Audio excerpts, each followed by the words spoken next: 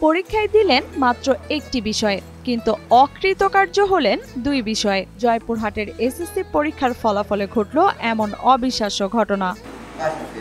আমি পরীক্ষা দিলাম এক বিষয়ে, সে জায়গাতে আমার দুই বিষয় ফেল কিভাবে আসে? জয়পুরহাটের আক্কেলপুর উপজেলার শ্রীকর্ণ দীঘি উচ্চ বিদ্যালয়ের এসএসসি পরীক্ষার ফলাফলে জিৎচন্দ্র মহন্ত নামের এক শিক্ষার্থীর ফলাফলে এমন বিভ্রান্তমূলক তথ্য জানা যায়। 2024 সালে এসএসসি পরীক্ষা দিই, সেখানে আমার গণিত বিষয় ফেল আসে। দীর্ঘ এক বছর লেখাপড়া করার পর আমি যখন 2025 সালে পরীক্ষাটা দিই, তখন ফল প্রকাশের দিন দেখতেছি যে আমার দুই বিষয়ে ফেল। আমরা গতবার গণিতে ফেল করছি, কৃষিতে পাস করছিলাম। তো এবার আমরা আবার পরীক্ষা দিয়েছি, গণিতে পাস করছি কিন্তু এগ্রিকালচারে আমাদের ফেল আসছে। 2024 সালের এসএসসি পরীক্ষায় শিক্ষার্থী জিৎ মহন্ত 14 বিষয়ে পরীক্ষা দিয়ে কেবল গণিতে অকৃতকার্য হন। পরের বছর অর্থাৎ 2025 সালের পরীক্ষায় সে গণিত বিষয়ে পরীক্ষা দিলে ফলাফলে দেখা যায় গণিত ছাড়াও কৃষি শিক্ষা নামের আরো এক বিষয়ে সে ফেল করেন। আমি গত বছর এসএসসি পরীক্ষা দিয়েছিলাম, আমার গণিতে ফেল কিন্তু কৃষিতে A+ ছিল। এইবার আমি গণিতে অংশগ্রহণ করেছি আর গণিতে পাস করে দিয়েছি, কিন্তু কৃষিতে ফেল করে দিয়েছে।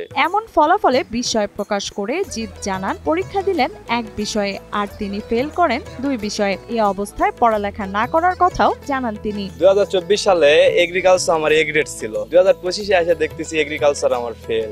এখন এটা দেখার পর আর আমার লেখাপড়া করার কোনো এনার্জি নাই, বর্তমানে আমি আর লেখাপড়া করতে চাচ্ছি না।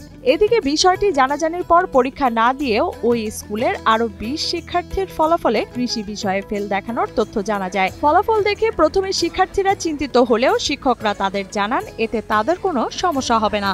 বাংলাদেশের একমাত্র স্মার্ট সিটি বসুন্ধরা এখন আরো নিরাপদ, আধুনিকতায় আরো এক ধাপ এগিয়ে।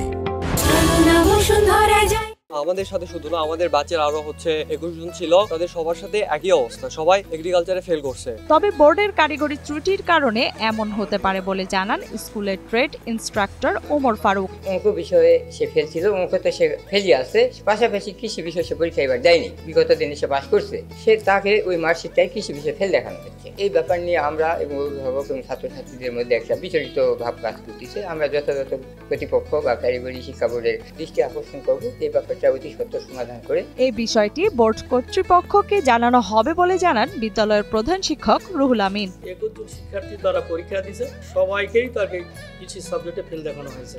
এই নিয়ে আমি প্রধান শিক্ষক হিসাবে এলাকায় আমি বিব্রত অবস্থায় আছি। এটা আমি কারিগরি বোর্ড কর্তৃপক্ষের কাছে আমি সবিনয় অনুরোধ জানাচ্ছি, এটা কিভাবে সমাধান করা যায় আপনারা একটু সমাধান করবেন। এদিকে এই বিষয়টি অনভিপ্রেত বলেন জয়পুরহাট জেলা শিক্ষা অফিসার রুহুল আমিন।